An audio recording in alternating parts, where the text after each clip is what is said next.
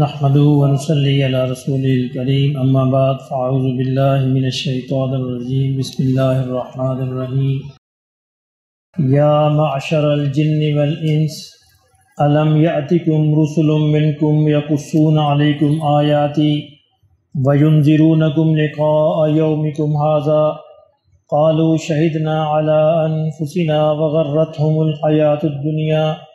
وشهدوا على أنفسهم أنهم كانوا كافرين ذلك أن لم يكن ربك مهلك القرى بظلم وأهلها غافلون ولكل درجات مما عملوا وما ربك بغافل عما يعملون وربك الغني ذو الرحمة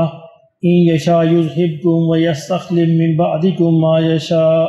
كما أنشأكم من ذرية قوم آخرين انما توعدون لآت وما انتم بمعجزين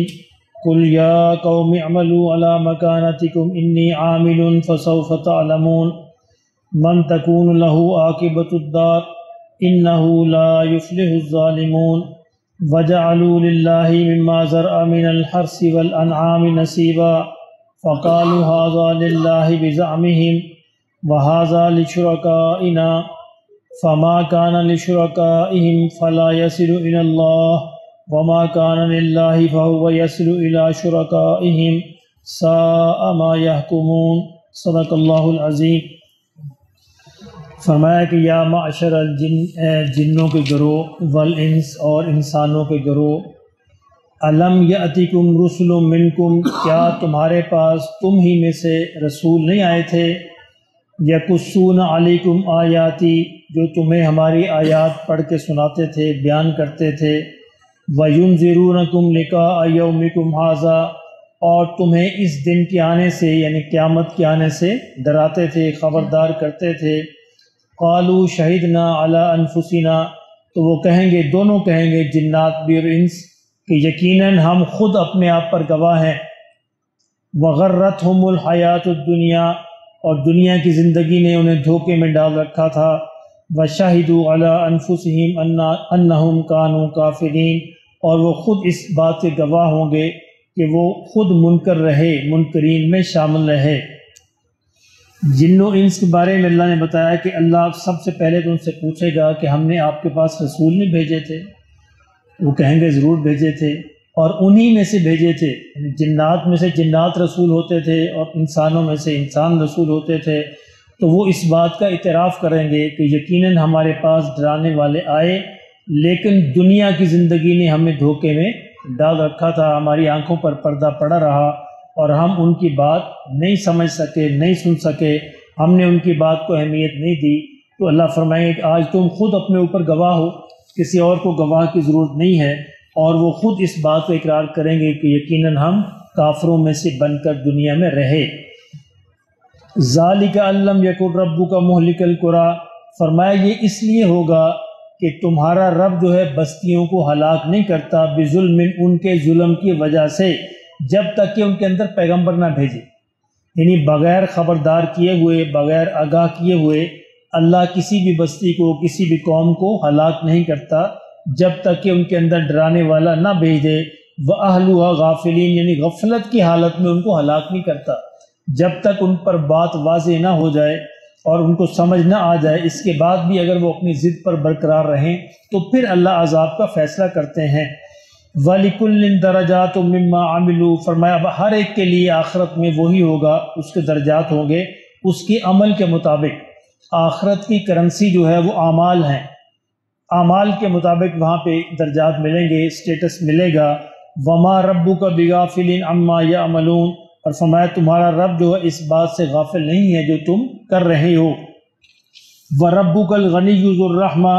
اور تمہارا رب جو ہے وہ غنی بھی ہے اور رحمت والا بھی ہے،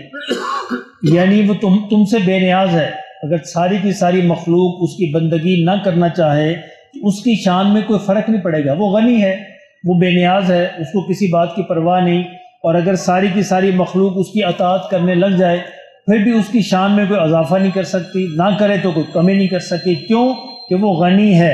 اور اس کے ساتھ ساتھ رحمت والا بھی ہے۔ وہ انسانوں کو، جنات کو، دوسری مخلوق کو کیوں عطا کرتا ہے؟ باوجود کہ وہ اس کو نہیں مانتے، کیوں کہ وہ اس کا رحمت والا ہے،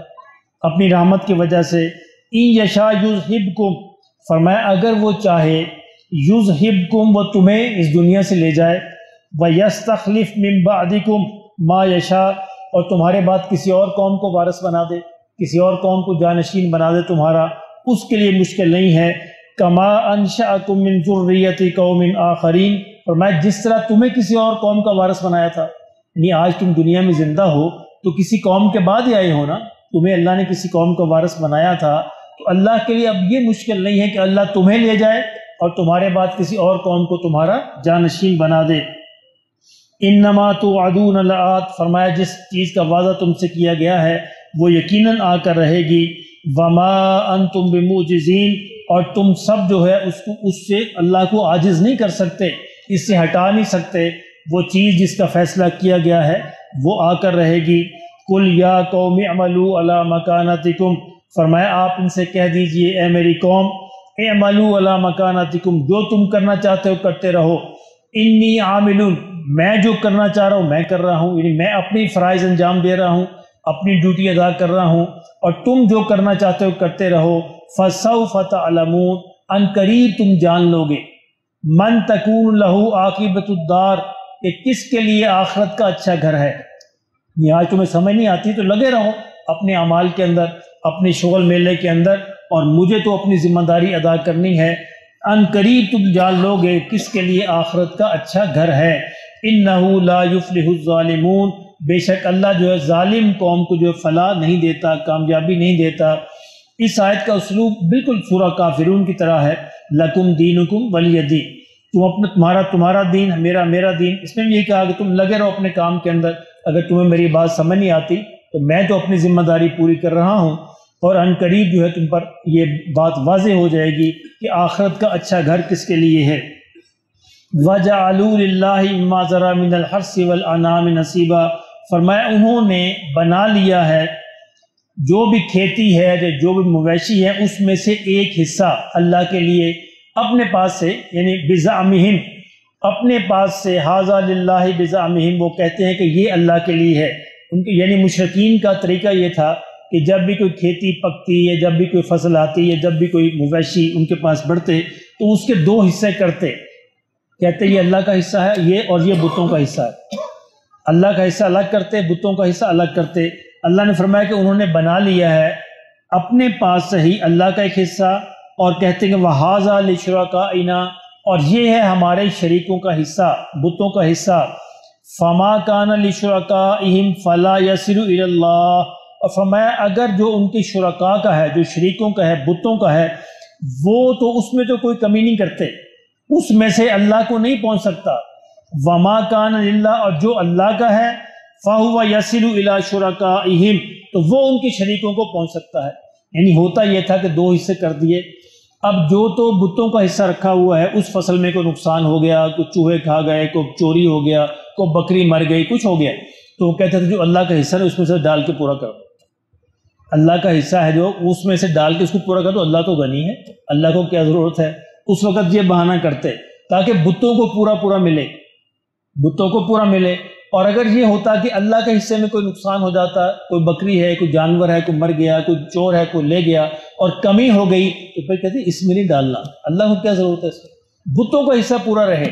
بتوں کا حصہ پورا رہے، اللہ کے حصے میں کمی ہوتی ہے تو ہوتی رہے۔ اللہ نے فرمایا ساء ما یحکمون، کیسا ہی برا ہے جو یہ فیصلہ کرتے ہیں، جو یہ فیصلہ یہ کرتے ہیں کیسا ہی برا، یعنی تم نے اپنے پاس یہ طے کیا کہ یہ اللہ کا حصہ ہے اور یہ بتوں کا حصہ ہے، اب جب کمی کی باری آتی ہے تو تمہاری نگاہ اللہ کی طرف جاتی ہے، بتوں کی طرف نہیں جاتی۔ اس کا مطلب ہے تم بتوں کو ترجیح دیتے ہو، یعنی یہ مطلب ہے، اس کا مطلب یہ ہے تم بتوں کو ترجیح دیتے ہو۔